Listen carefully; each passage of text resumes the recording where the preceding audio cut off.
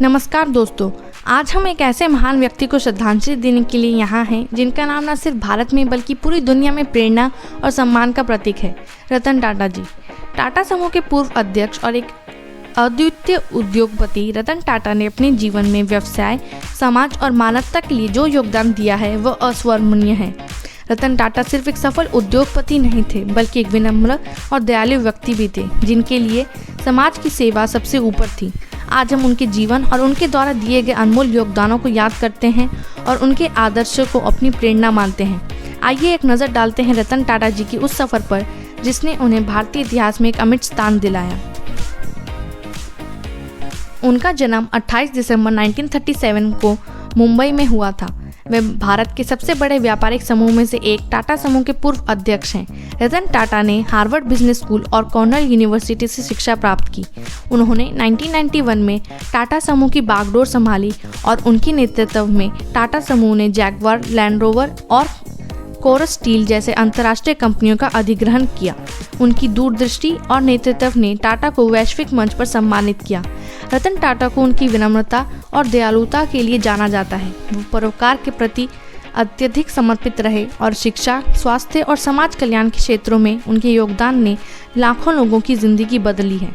Tata trust के जरिए वे सामाजिक सुधार के कई अभियानों का नेतृत्व करते रहे।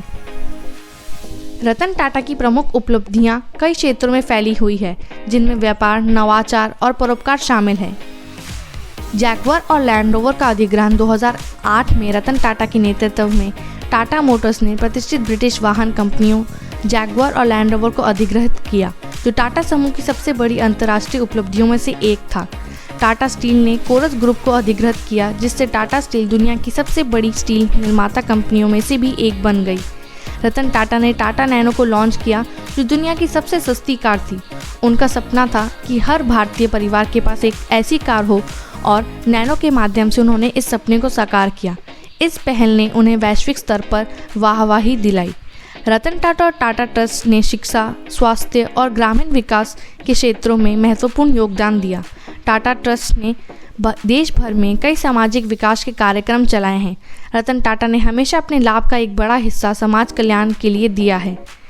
रतन टाटा के नेतृत्व में टाटा मोटर्स ने पहली भारतीय कार टाटा इंडिका लॉन्च की।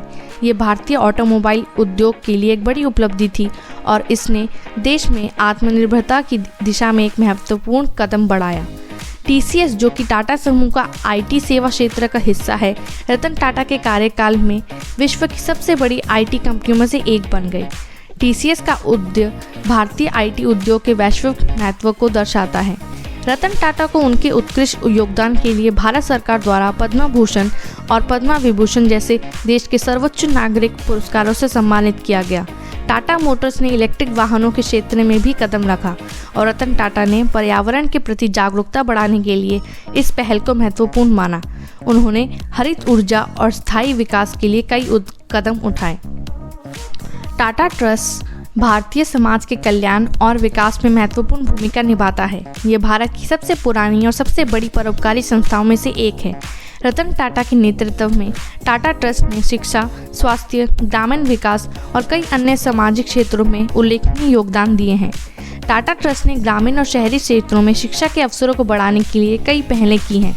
इसका उद्देश्य बच्चों को गुणवत्तापूर्ण शिक्षा उपलब्ध कराना है, विशेष रूप से उन क्षेत्रों में जहां संसाधनों की कमी है।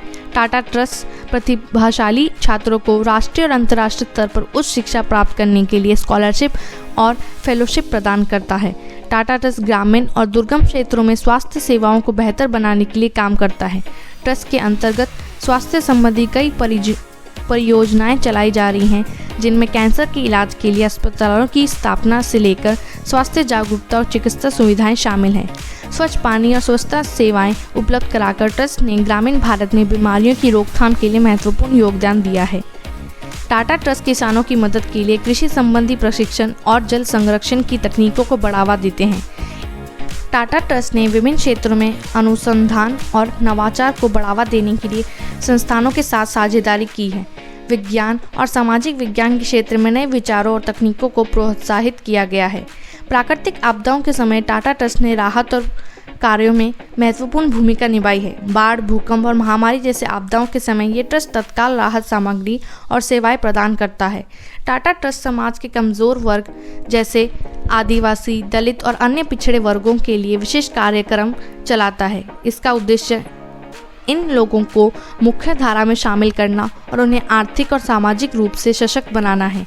रतन टाटा के नेतृत्व में टाटा ट्रस्ट ने सामाजिक सुधारों के लिए अपने प्रयासों को कई गुना बढ़ाया।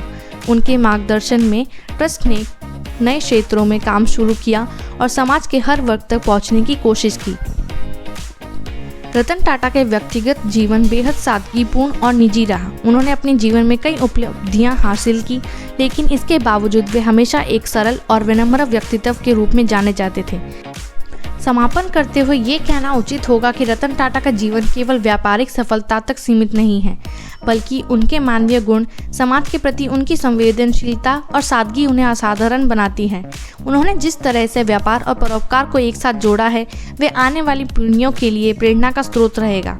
रतन टाटा की विनम्रता, निस्वार्थता और समाज सेवा के प्रति उनकी निष्ठा ये दर्शाती है कि सच्ची महानता केवल संपत्ति या प्रतिष्ठा से नहीं, बल्कि दूसरों के जीवन में सकारात्मक बदलाव लाने से आती है। उनके जैसे व्यक्तित्व हमें कम ही देखने को मिलते हैं और उनकी विरासत सदैव भारतीय समाज के दिलों में जीवित रहेगी। उनका जीवन ये संदेश देता है कि सफलता और विनम्रता का संतुलन कैसे बनाए रखा जा सकता है। रतन टाटा आज भी लाखों लोगों के लिए प्रेरणा है और उनकी विरासत हमें हमेशा बेहतर भविष्य के लिए प्रेरित करती रहेगी। धन्यवाद।